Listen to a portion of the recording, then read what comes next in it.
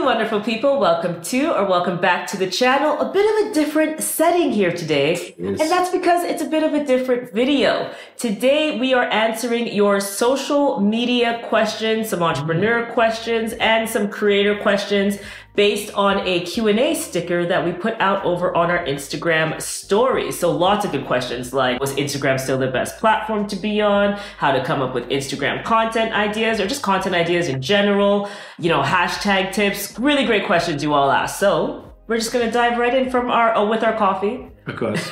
We're gonna dive right in from our, social media Q&A desk. I feel like that's what it is. Yeah, we'll call it that. How do you brainstorm content ideas? Yeah. So this is a really good question. There's a bit of a structured approach that you can take and a more flexible one. So let's talk about the structure one, which we recommend to all our clients as well, which is that you take time out and you write down a source list. So this source list is your inspiration list, really. It's like where you will go to, one, find information as well, but also to find ideas. So we call it a source list because usually it's a mix of both. It's where we might go if we have a client that has a bit more technical knowledge that we need to make sure comes through in the content. So we have like approved sources, but then it also helps with ideation as well. And usually that ideas list is brands or just other accounts, creators and things like that you follow that are also speaking to your target audience.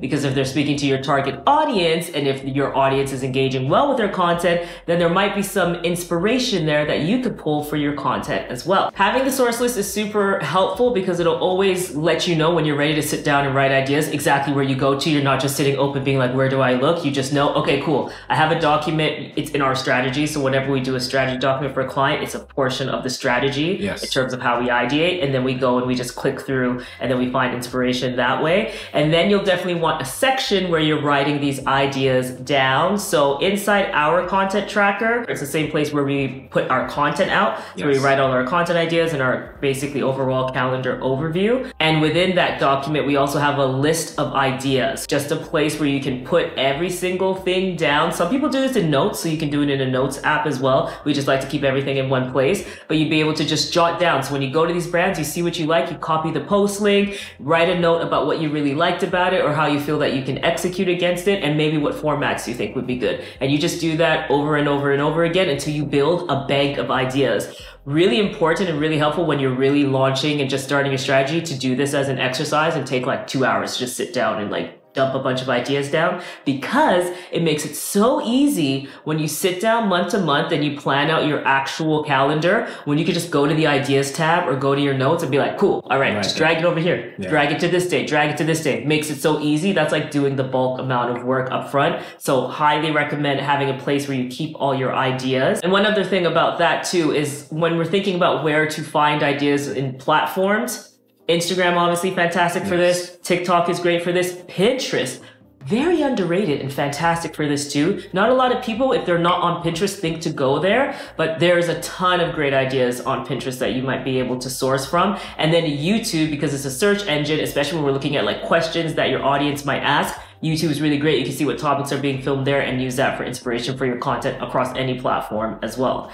And then the non-formal version, generally speaking, as business owners, as creators, we're always thinking about our business or our brand in general. So a non-formalized version is to always make sure that your business is on your mind and then just save things in platform. So just always be a user of the apps, go through the apps, see what's on there. And then when something inspires you, just save it directly in app and you can choose to move it to somewhere later, or you can choose for the app to be the place that you go and get that inspiration from. So saved collections on Instagram is a really good example of being able to do that. Pinterest, made for collecting ideas, a really good place to do that too. Hope that was helpful.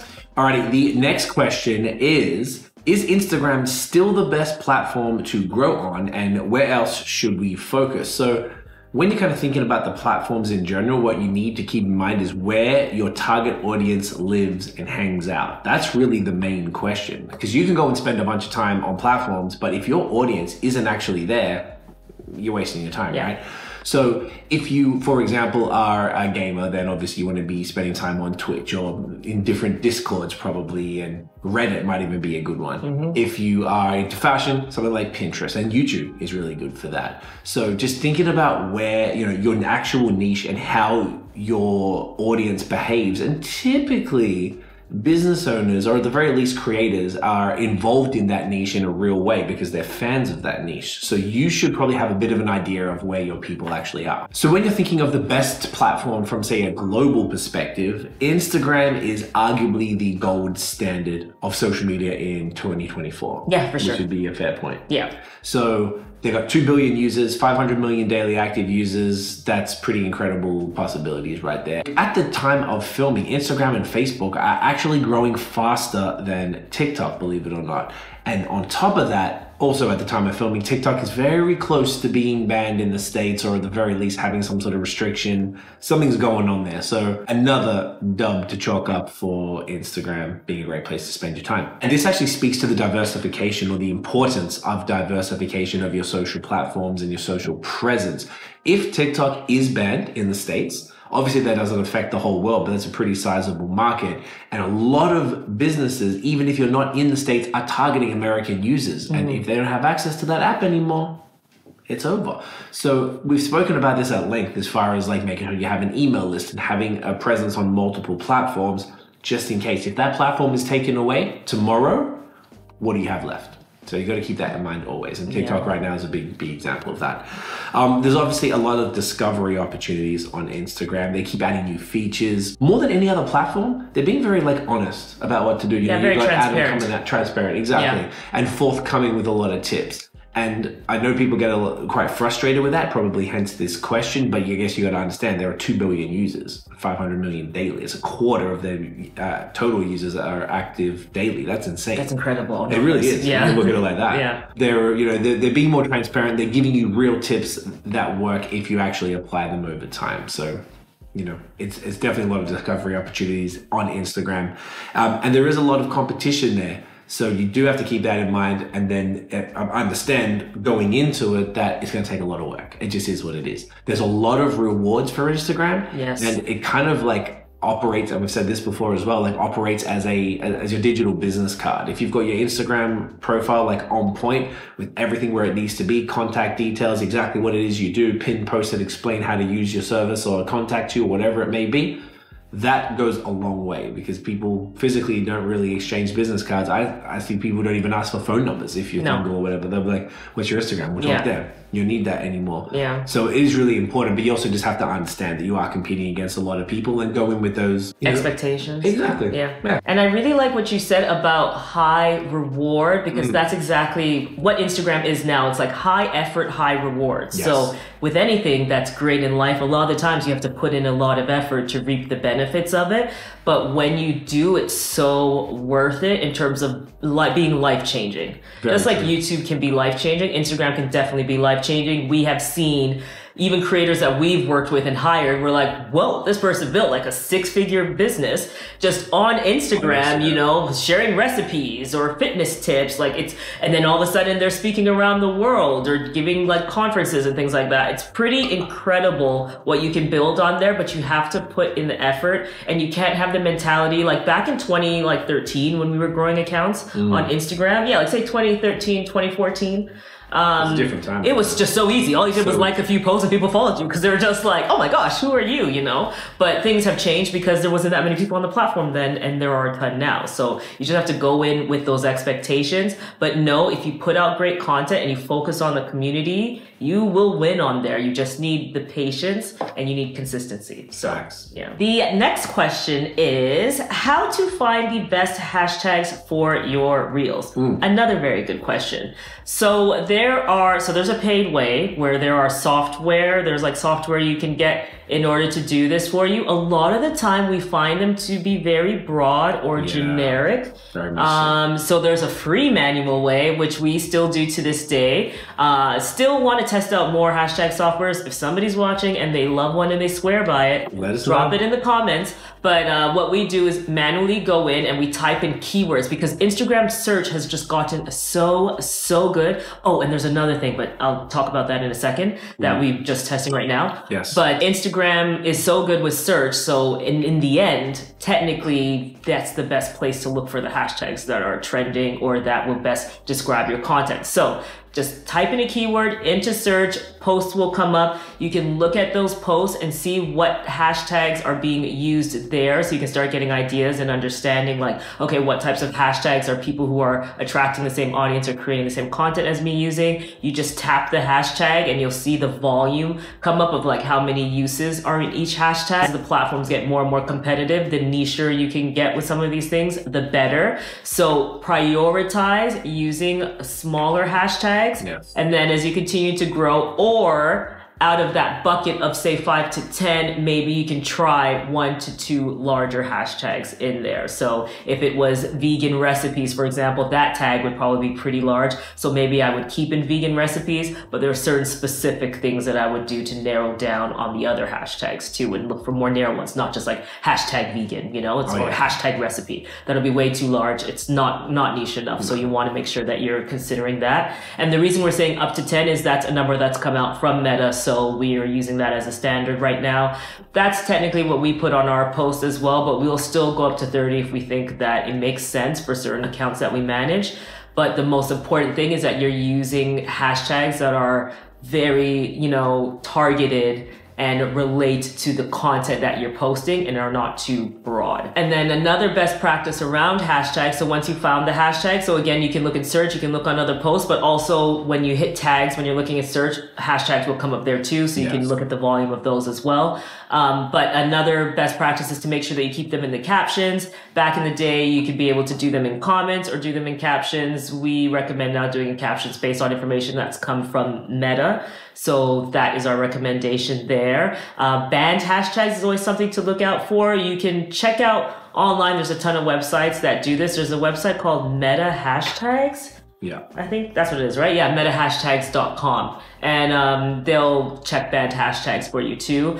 Most of the time, unless you're using like really weird ones like follow for follow, you should be okay, but always worth having a check as well. And then when we're talking about the little hashtag thing we've been testing, because Meta AI just dropped, we've been testing asking Meta AI for hashtags for a post. And I gotta say, I'm not too mad right now. We'll follow up. We'll follow up and let you know how it goes. But it gave me some hashtags and I was like, give me like niche hashtags. And then it was like, to make sure to use like no more than 10. It even reiterated the same things, which I thought was very interesting. Okay. So test that out too. So if you're newer and creating reels and just want to do some testing, check out Meta AI. Give it your parameters, let them know the category and who you're trying to reach, and see what it comes up with for you. Alrighty, next one is how often should you collaborate with other creators in your niche to help grow? This is a great question. Obviously, collaboration posts are probably one of the coolest features that they've introduced in recent times. Oh, for sure. The idea is about as far as collaborating as much as you can. Yeah. That's really the best bet. And you want it to be mutually beneficial. Like say if you've got one of the accounts you're collaborating with is small and then someone else is big, the big person doesn't have a lot of, you know, really real reason to do that because it's just helping you out. Unless they're just nice. Unless they are just nice. So if they really love your brand, that's going to be really where it comes from. If you're looking at it as a business, if you're a creator looking to collaborate, if you love that brand, if you love a particular brand and maybe you're a lot bigger than the brand, but you want to, like Tiff said, you're nice and you just want to help them out because you know that they're going to work. If they get exposed to more people, then why not?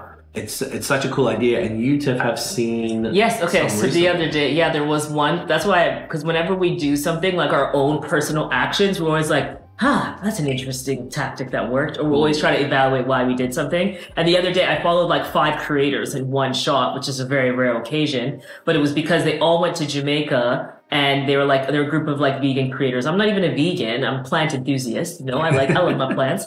But they all went to Jamaica and they did like a ton of vegan recipes and all these things together. So when I saw the one guy post and then they had the multiple collab posts, I just went in and I was like, follow. I was like, everyone's content looks great. I just kind of went, looked at the profile. I'm like, yeah, I like that. And I just followed, boom. And his cosign would have helped too. And that's it, because you get the cosign. So it's one of you are cosigning each other to each other's audience. It's such a perfect, scenario there. And again, we've talked about it. We talked about in our influencer marketing video, the importance of making sure that you find the right influencer. Yes. But it's been a game changer for us. Influencer marketing is awesome. It really has. It's worked really well for all of our clients. We haven't really done it for high season, actually. No.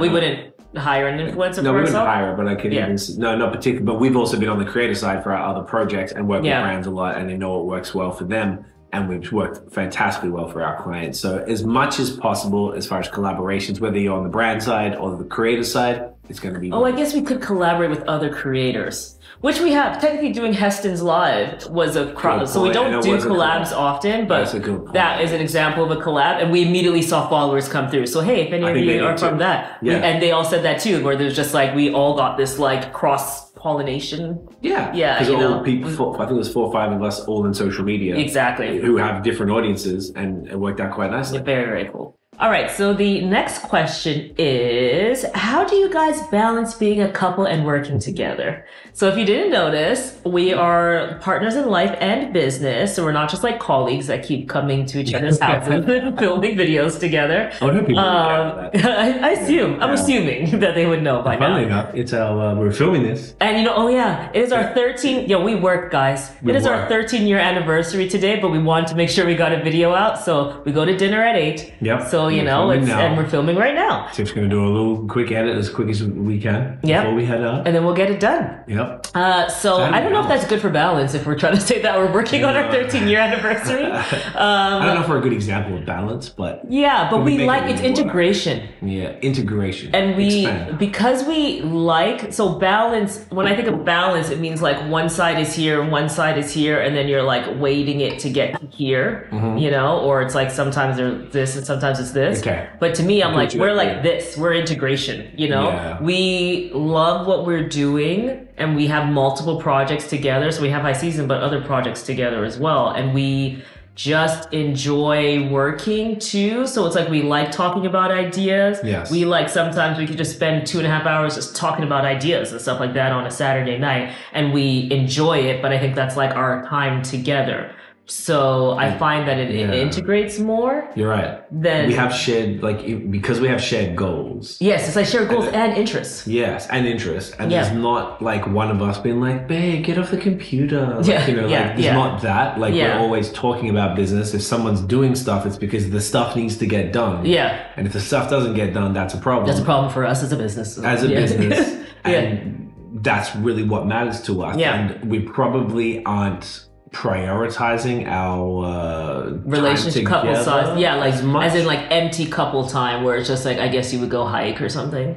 I guess not. Well, we've got we're a little more boring maybe. On the weekends we started really we used to honestly just work Saturday nights. Saturday night we used to work Saturday and Sunday. Remember, we used to work every day. To the point that it was burnout. It was ridiculous. So now we've got Friday through Sunday, unless something's on. This weekend we've kind of got stuff on a bunch, but we always try to have at least one night on the weekend where we go out and get some good food, cook it up at home, and the cooking experience is a part of it. We have some drinks and we'll watch something a bunch of shows that are just silly and fun and just yap and just hang out. Yeah, and that's been really important. So it's decompressing together whilst working together. And the other probably thing that maybe I always worry about talking about this stuff because I feel like people won't understand. They think, I think we're just an outlier. We're a bit ridiculous. People have said to me directly, I need my break. Oh yeah. From my partner, I need to go out with the boys once a week or whatever it is, and I totally get it. I don't need that. I don't think we're in a weird. We like hanging out. It's great. We love our friends obviously as well, and we do see people. It's it's just us, but it's never too much. And it's been most of our relationship, most of 13 years like this. Yeah. So we started the agency at the end of 2014, but we also worked together on other projects even before that too. So we've been working together for a really long time. And I think in the end, we always both have our thing that we do in any project that we work on together. And I feel it just allows us, it's we have our skill sets and we just kind of stay in our thing doing our skill sets, and then we help each other whenever each other needs help. Correct. But maybe that also prevents, maybe some people will maybe step on each other maybe. Yeah, that's true. And maybe that makes them annoyed with each other. I'm just trying to think of why you might get annoyed sometimes, potentially. So, maybe if you don't have defined rules and you're doing the same thing, then you kind of get in each other's way. But we just naturally, even just in our house, have the things that we do, and we just know each other does it, and then the person's going to get it done, or you're going to talk to each other to get it done together. Yeah, we've got all these defined roles, and Tiff does a lot of the client-facing stuff. I do a lot of operations. But I'll do, I'm front of scenes, he's back of scenes. There you go, exactly. And whatever needs, if you're hey, can you do this? And we just do it. Yeah. We both just do whatever needs to get done. So I don't know if that answered how do we balance. So balance is just, that's why I say integration. Integration is more further than balance is our key. That's yes, and I know the question is who it's coming from. Makes a lot of sense because yes, they're an entrepreneurial duo as well. Oh, so, okay. Killing it. Killing it. Doing great. Remember I said, guys, there was going to be entrepreneurial questions in here too. In case you were like, where did that come from? Which is but I put them to the end for whoever wants to care to listen to this side. Done with social stuff, that's cool. Then this is you to answer. It's me. Okay, so this is like obviously someone who's probably a client. But how did you guys get so amazing at what you do? It's a client. It's a client. Yeah. I appreciate that. It's very kind. I mean, we've been doing this a long time. I've been doing it since 2007 to from like 2011. So like we've been doing this combined nearly 30 years. So I was trying to count the numbers. Yeah, I think it's pretty close. It's a lot. Yeah. So it's a long time doing this type of stuff, and it's just repetitions, reps, and wanting to get better, learning a lot, talking. I think coming back to the last question, we talk about stuff. If there's something new, like, hey, have you seen this? I'm like, oh yeah, I saw that. Or like, no, I haven't. It's cool. What's it about? And then we look into it and we'll figure stuff out. There's maybe a curiosity for the why. There's a curiosity. That's a huge part of it. I think we do love this industry, right? Yeah. Like we love doing it. We've been doing it a long time, and it's, I don't know, it just works. So I feel like if we didn't naturally gravitate or naturally care, I think it's about care. You have to care.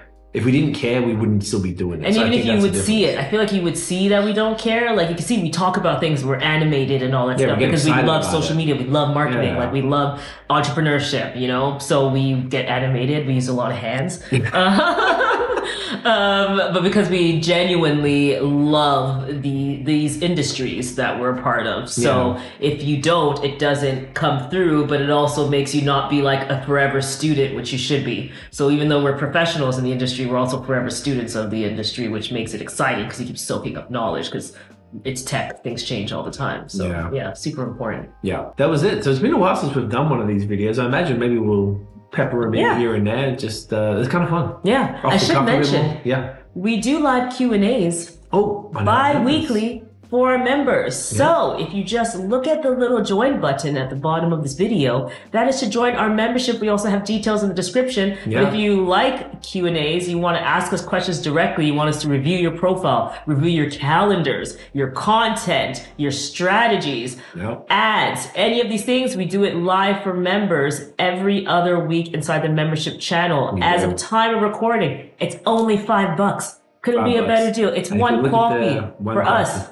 This is a combined coffee of $5, not a latte. That's $5 each. That's true. And look, if you look at our before we do the consults and you compare it to what you're getting for that, it's great. We've built a really cool community in the last whatever. It hasn't even been that long. Yeah, but it's awesome. And people are just it's really lit over there. And ask really cool questions, and we give priority responses in the DMs on Instagram as well in case there's questions in between. All right, well, thank you so much for coming to watch another video. If you like this video, give us a thumbs up and check out this video next. We think you will love it. See you in the next one. Peace. Bye.